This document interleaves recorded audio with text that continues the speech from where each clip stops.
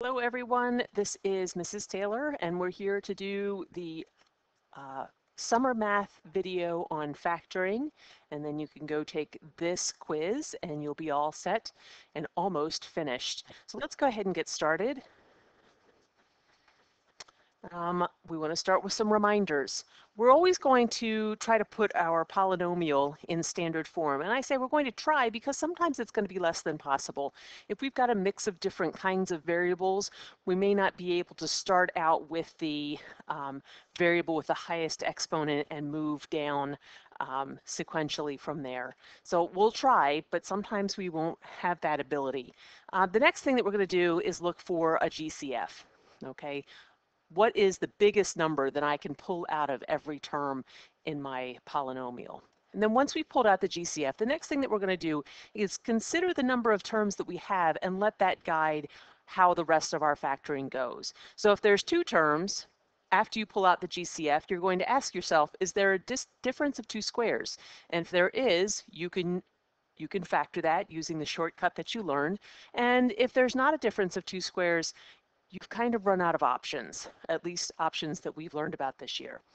All right, if there are three terms after you factor out the first GCF, you're going to use the product sum method to break that down even further. And if there are four terms, you're going to group that polynomial into groups of two, and then for each individual grouping, you're going to look for a GCF, and then you're going to ask yourself, can I factor that even more? And then the last step, no matter how many terms you have, is double check for any further factoring or factorability. Is there another GCF? Is there a difference of two squares? Do I have a trinomial that I can turn around and factor using the AC method? Okay, and then there's some other stuff that I wanted to remind you about. Whenever you're factoring out a variable, you're going to go through your list of terms and find that variable's lowest exponent, and that's going to be the value that you can pull out of every polynomial that has that variable.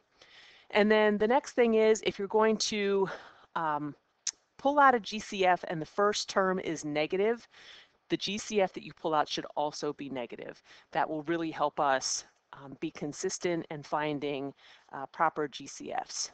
All right, so factor completely on my directions, 9x squared minus 36. And my first thing is it in standard form? Check, it's in standard form. Is there a GCF? Well, I'm really good at my times table, so I look at this and I go, sure, because 36 is divisible by 9, which means that both of those terms are divisible by 9. So I'm going to say 9, put in my parentheses. 9 times what gives me 9x squared? X squared. 9 times what gives me negative 36? 9 times negative 4 gives me 36. And then I ask myself, okay, I've pulled out my GCF, and inside my set of parentheses, I have two terms. Is this a difference of two squares? Yes, it is. X squared is a perfect square and 4 is a perfect square. And I'm looking for a difference of two squares, which means is there a minus sign? And there is. So the next thing I'm going to do is I'm going to bring down my 9. I don't want to forget about him. And then I'm going to set up two sets of parentheses. And I know that because this is a difference of two squares, I'm going to take the square root of x squared and put that in both of those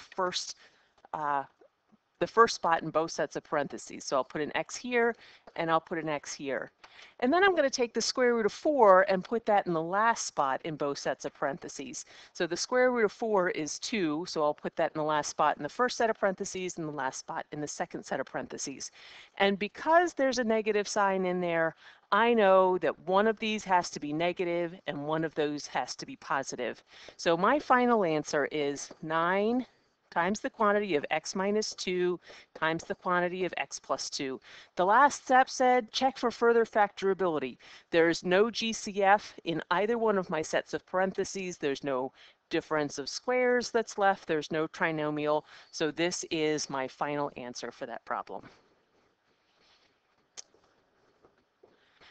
Factor completely. Well, let's see. I've got 24m squared n minus 12 m cubed n squared, and I have 18 m to the third n. Well, this is a case where it would be impossible for me to put this in standard form because I've got a mix of variables and I just can't really do anything to make this more tidy. So I'm going to look at each part of each term individually. So I'm going to look at the coefficient of each thing. So I've got 24, 12, and 18. Well, this is a situation where I go, well, 6 goes into 24, it goes into 12, and it goes into 18. So I know that 6 is the number that goes into all of my terms. Let's see, now I'm going to tackle the m's. So I've got m squared, m cubed, and m cubed. And the reminder said that if I had a variable, I look for the one that had the smallest exponent, and that is what I was going to factor out. My smallest exponent is m squared, so I'll make this an m squared out here. And then I've got n. So I've got n squared, and n. My reminder said, pull out the smallest exponent. So my smallest exponent is 1, so I will pull out just a regular old n. All right, and now I have to ask myself, 6m squared n times what gives me 24m squared n? Well, for me, it's a little bit easier to go number and variable by variable. So 6 times what gets me to 24? Well, 6 times 4 gets me to 24. M squared times what gets me to m squared? 1, so I don't need to do anything for that. And n times what gets me to n? Again, it's 1. So my first term inside the set of parentheses is just 4. I've got a negative sign. I'm going to bring down a negative. 6 times what gives me negative 12? 6 times 2. So got my negative sign. I'm all set. M squared times what gives me m cubed?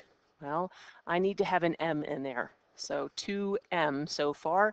And then n times what gives me n squared? Well, I'm going to need to multiply that by n. So that's my second term inside the set of parentheses. And then lastly, 6 times what gets me to positive 18? Well, that would be 3. M squared times what gets me to m cubed? M squared times m gets me to m cubed. And n times what gets me to n? 1. So that's finished. So I'm going to check for any further factorability. There's no GCF inside the set of parentheses, and that is a trinomial, but I don't have a quadratic in there, so I cannot factor this anymore. This is my final answer. And now we have 9x squared plus 21x minus 8. So I look at the first two things and I go, I can pull out a 3 from those first two, but I can't pull out a 3 from 8. So I don't see a GCF. I have a quadratic trinomial, so this is factorable.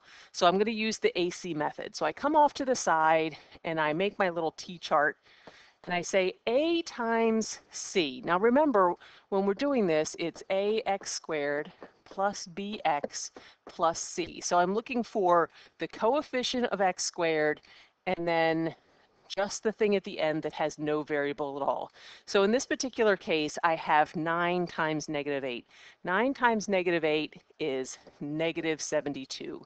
And then B is this thing, the coefficient of the x term, and that gives us 21.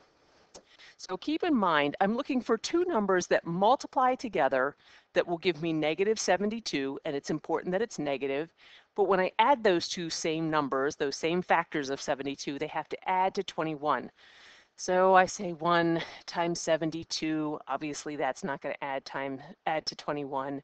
2 times 36, that's not going to get me there. 7 and 2 is 9, so it's divisible by 3. 3 goes in there 24 times. Okay, and that looks like a magic combination. So I need to figure out which one of these will be positive and which one will be negative. Because remember, if you have two numbers that multiply to a negative number, one has to be positive and one has to be negative. So I wanted to add up to positive 21. So I want this to be negative 3 and positive 24. So this multiplies to negative 72 and adds to 21. So now I'm going to take my original problem and I'm going to bring down my 9x squared and my negative 8. But instead of writing 21x, I'm going to insert these as middle terms. So I'll say minus 3x plus 24x, and then this new trinomial is what I'm going to factor. So my next step is to insert parentheses around the first two terms and then the last two terms. Now these parentheses in the middle bump up against each other and it looks like they're multiplying, but they're not. It's just how we're moving on to the next step. So now I look at the first set of parentheses and I think about what the GCF is. The largest term that will pull out of both 9x squared and 3x is going to be 3x. 3x times what gives me 9x squared? Well, 3 times 3 is 9, so this is going to be 3, and x times x is x squared. So that's how I get the first term in this set of parentheses. 3x times what gives me negative 3x? Well, that's going to be negative 1. 3x times negative 1 gives me negative 3x. Now I look at the second set of parentheses and pull out the GCF from that. My first term is positive, so whatever my GCF is will be positive, and I know that 8 goes into 24, so that's going to be the biggest number that both terms have in common. So I'm going to pull out an 8 and then think about what goes into this set of parentheses. 8 times what gives me 24x? Well, 8 times 3 is 24, and I need an x. 8 times 3x gives me 24x. That checks out. 8 times what gives me negative 8? Well, 8 times negative 1. And this is great news. This means that because this is the exact same thing as this, I can factor 3x minus 1 out of the whole thing. I can say 3x minus 1, and then when I factored that out, what was left over is this first term and that. So I will end up with 3x plus 8. My last thing was to always check for further factorability. There is not a GCF in either one of those sets of parentheses, and I do not have a difference of square or a quadratic trinomial. So this is my final answer for this problem. All right, factor completely. Uh-oh, I have got A's and B's. I gotta say, I don't love this. I don't love this at all. So let's see what happens. I've got 4 terms. I do not have a GCF. 21 is divisible by both 3 and 7. 56 is divisible by 7. That's cool. But negative 6 is not divisible by either 3 or 7, and neither is 16. So, well, negative 6 is divided by 3, but 16 is not divisible by 3. So I don't have a GCF for all 4 terms, so now I'm going to go ahead and put in parentheses. That was one of my things. So I would do some grouping, and then I would consider what can happen for both of these sets of parentheses. So my GCF for the first set of parentheses, well, I did say that both of these things were divisible by 7. So I'm going to say 7, and what else do they have in common? They also both have an A term, so I'm going to factor out an A. 7 times what gives me 21? Well, 7 times 3 gives me 21. And A times what gives me AB? Well, I've got my A, I just need a B. Okay, and then minus 56A. 7 goes into 56 8 times, and it needs to be negative 8 because 7A times negative 8 is what's going to give me negative 56A. All right, second set of parentheses. What's the biggest thing that goes into both negative 16 or negative 6b and positive 16? Well, negative 6 is divisible by 1, 2, 3, and 6, and 16 is divisible by, of those numbers, only 2. All right, my first term is negative, which means the number I factor out should also be negative. So I decided that my GCF was 2. That was the biggest number that went into both of my 2 numbers. So now I have to think about what goes inside my set of parentheses. Negative 2 times what gives me negative 6b? Well, that would be 3b, positive 3b. Negative 2 times what is going to give me positive 16? Well, it's got to be negative, and it's negative 8. Negative 2 times negative 8 is positive 16. And then my last step is check for further factorability. And in this case, I do have further factorability. Once again, this set of parentheses is exactly the same as this set of parentheses, so I can factor that out front. So I will say 3b minus 8, and then when I factor that out, I say, okay, well, I've got this and this. So in my second set of parentheses, I will have 7a minus 2. My last step is check for further factorabilities. There's no GCF in either sets of these parentheses. I don't have a difference of two squares. I don't have a quadratic trinomial. This is my final answer. And then the last thing that I wanted to say before I set you free and tell you to have good luck on the quiz is keep in mind when you're factoring, all you're doing is finding two or more terms that multiply together to give you the original polynomial. We factor all kinds of things. We factor 48, right? What are the factors of 48? Well, you say, all right, 2 times 24, and I go, I can factor 24. This is 2 times 12, and you say, I can factor 12. This is 3 times 4, and you say, I can factor 4, that's 2 times 2. So the factors of 48 are 2 to the 1, 2, 3, 4 times 3. So you factored that, but we can also factor a polynomial, and when we factor a polynomial, so if we have something like x squared plus 3x plus 2, we do that magic. We do the AC factorization thing where we will look for things that multiply to be 2 but add up to be 3. And we insert middle terms and we do a whole lot of stuff. And we end up with something that looks like this. We just have two terms that are being multiplied together. I just want to remind you that that's what factoring is. How can I break this series of terms that are being added and subtracted from one another into being two things that are being multiplied by each other? All right, that's it for this one. Good luck on your test, and if you have any questions, you can feel free to email Ms. Ravelli, myself, Mrs. Taylor, or Mr. Lozar. Thanks so much. Enjoy your summer.